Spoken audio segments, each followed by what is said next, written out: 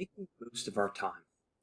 In this video, we're going to talk about some important principles from the learning science on how humans learn that are going to relate to using the synchronous live time together. So the first thing I want to talk about is how we start that time.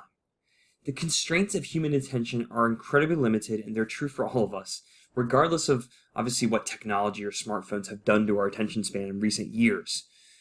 So the ways we begin our synchronous time, whether students are in the room or joining remotely, helps us to set the course for the serious work of learning ahead. So here's a few principles to think about. I encourage you to think about starting off with a brief activity, something like 2 to 5 minutes. There's a lot of different things you can do. Maybe there's a prompt already on the board, and as soon as they come in, they write down a response, and you can discuss it briefly. Anything really that's going to help them connect to prior knowledge, so something they know from a previous life experience or something they know from last class period, just to check. And that act of practicing remembering, we call it retrieval practice in the learning sciences, is incredibly impactful and actually equips critical thinking later on down the line.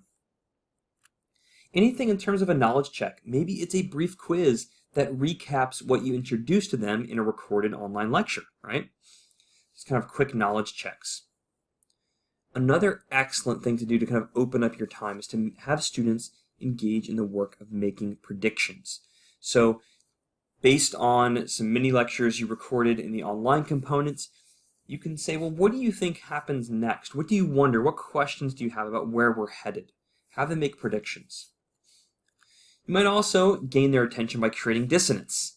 A kind of classic scenario we've all experienced where we thought the world was one way and our professor said, hold on, the world is actually this way. And it blew our mind and we had to learn more. Like, tell me more about that. I thought the world worked a different way. These moments of cognitive dissonance, if used well, obviously we can overdo them, but if done well, can really motivate students to go deeper. The next piece of learning to use our time well really kind of harkens back to our conversations about flipped learning and how the instructional component really remains mostly online. So here we're going to focus on digging deeper, applying, and working examples. So you may have heard the buzzword, active learning. It's all over the place in higher education, has been for years. And I will say it's not helpful because it is a buzzword, right? What does active learning mean? Can learning be passive? What I would like to clarify for you here is that what we mean with this term is deep processing. Good learning is effortful, and that's true for all humans. And carefully chosen activities can make it much more likely that students move beyond kind of that passivity in the classroom and into more active spaces of learning. That's what we're seeking after. So let me give you some examples here, both in this training, but here on this slide, I'd like to talk about just some specific principles from cognitive science on how human minds work that you'll be looking for. So these principles can help you then vet specific activities or choose to adopt new ones or maybe remove some of the other practices that are provided if they don't quite leverage these principles. So I just mentioned this one a minute ago, but predicting.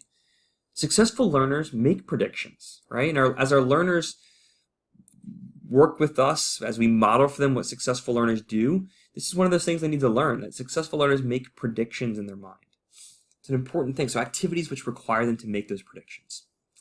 Retrieving. I mentioned the practice of, or the concept of retrieval practice.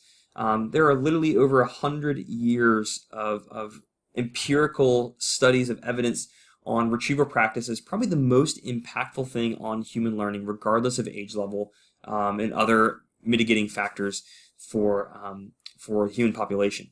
What retrieval practice is practicing remembering, most often after a time where they can kind of a space of time where they can forget. This is something that we may often think of in terms of kind of that basic lower level knowledge, right, on a taxonomy. But really, what retrieval practice does is it does entail remembering kind of terms and dates and kind of the lower level stuff. But it equips critical thinking. It'll give students the raw material with which they can do those deeper, higher levels of thinking that we all would love to see them do. Next principle is interleaving. Interleaving involves comparing concepts, particularly concepts that are similar or different. Think of like your traditional multiple choice question, right? And a good multiple choice question, say there's 4 choices, all of them seem like they could be correct if we've done our good work and written them well, right? We don't want to have throwaway answers in there. So interleaving engages students in comparing similar concepts as to what makes them similar or different. This again strengthens their network of understanding and helps them to more clearly and precisely use that information for critical thinking. A really important one, especially in the information age, is connecting. That successful learners are able to synthesize and see connections across courses, perhaps between their Christian faith and their learning practices, right? And connecting becomes a really, really important thing of connecting concepts and ideas and seeing that these things are all connected. The human mind at its most fundamental work is something that operates in connections, right? And in networks of understanding. Another principle here is practicing. Students need to be doing things. And again, in our Quest program, we are set up so well for success here because students will have these opportunities when you are there with them to help them to practice and to make mistakes and to have an environment where, like successful scholars, they feel comfortable making mistakes and taking some risks. This is where they get to do that. Finally, a principle that I'll share with you is that students ought to be explaining, particularly explaining things in their own terms. This is going to demonstrate a number of things. If someone can define something in their own terms, we know that they've connected it to their prior knowledge and experience. We know that they've understood that thing as delivered through maybe one of our videos, and they're also being able to possibly transfer that to other contexts. So that's something we want to shoot for sure. Regardless of the activity type, understanding whether students have learned remains a vital task. Previously, we've mentioned formative assessment, and I've had a number of conversations personally with learning scientists, cognitive scientists, and all of them, when I asked them what's the first thing a professor should think about if they want to improve their teaching, all of them have said formative assessment is where you start. So we have a problem when it comes to teaching and learning. I'll get to this picture in just a moment. Learning is notoriously tricky to gauge. Unlike darts, say, right? See the picture on the left, the dartboard on the left. I can throw that dart, and as soon as it lands, I know how well I've done. There's an immediate feedback loop. It's high fidelity. I can see I scored 30 points or 5 points, whatever it is. Unfortunately, it's not the same with teaching and learning. Students can cram and do reasonably well on exam, but then forget it up to 2 weeks later. That's why they often keep doing it. We may not know whether they've meaningfully learned until well beyond that time. So what can we do? The very first place to start is to employ formative assessment. That is, frequent, non-graded, low-stakes opportunities for students to demonstrate their learning.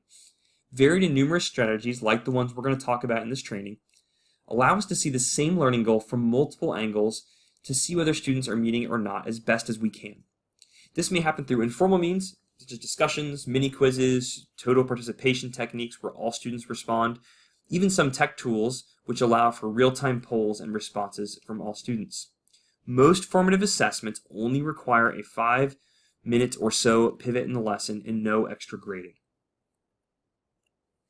Another excellent way to deepen student learning, especially on something with the level and complexity and depth as the projects we're looking for in the Quest program, is to engage students in learning together. So there's a number of ways you can do that. One excellent way, especially for our introverts, is working in pairs. Sometimes we call this a neighbor nudge. You can turn and talk to your neighbor. And a favorite strategy that is highly adaptable that I've used over the years is the think, pair, share, where you give students a prompt, tell them to think, often to write down their personal response, then to turn to someone and talk next to them, share what they came up with, compare answers, and then the whole group can then share. So that's a great strategy that works very well, and especially helps our introverts have a little more time practicing answers in less risky, so to speak, social environments, and it gives them a bit more processing time. And I found that much more students engage in discussions when I start off this way, and that the quality of responses is much better as well. Small groups are also great. I would avoid groups larger than 4 if possible, because we want to make sure all students contribute. For me, 3 is kind of a magic number, just to make sure everyone's operating well. There's not really any empirical evidence that has a magic number, as your students will be different in every context. Another favorite one I have is Jigsaw. And if you would like students to see various perspectives, whatever your academic discipline is, this is a great fit. And in this this exercise, you'll come up with several articles or perspectives, whatever it is students need to know, and you're going to break up in groups. Each one of those groups becomes an expert in a different perspective. So if you're teaching a history class, maybe you have like a 1 or 2 page primary source on a given perspective of the American Revolution, say. And so one group might be have a quick synopsis or a primary source where they hear from a soldier who's fighting in the American Army versus a soldier in the British Army that another group has, or another group has a picture of a slave who's working through this. Another picture could be the wife of a soldier. Whatever it is, each group is then becoming experts. They read it, they decide on what the most important points are of their perspective, and then here comes the jigsaw part. You then disperse those groups into composite groups where each group has a representative teaching the other students what their perspective is all about. From here, you can then move into a whole class discussion about these perspectives. Here, students are becoming experts, which is a really exciting thing, or they're becoming kind of mini experts, I should say. Debates are always great here. Again, I do recommend structure around debates so that they can meet their full potential. So structure on, okay, you need to be able to form an argument that, hey, I'm going to give you this perspective. Even if you don't agree with it, I still want you to work through the process of making an argument for that perspective. But debates can be very effective here. You might also consider multi-tiered peer review where they are working on their project, get feedback from a classmate, then we switch it up and they work with a different classmate. There's a lot of different ways you can do peer review. I do, again, recommend scaffolding. Give the peer reviewers very specific things to look for. They are not experts, they are not scholars as you are, and so giving them specific things to look for is a great way to do that. Finally, you'll also want students to connect to content from your academic discipline to this project they'll be using. So this may represent a fair amount of your time together, as you'll be available to assist them in this really challenging work. So some of the things that I found really helpful to help students do this work of connection is to mind map or concept map. This can be hand-drawn, obviously, or there's also a ton of technological tools you can use for this digitally.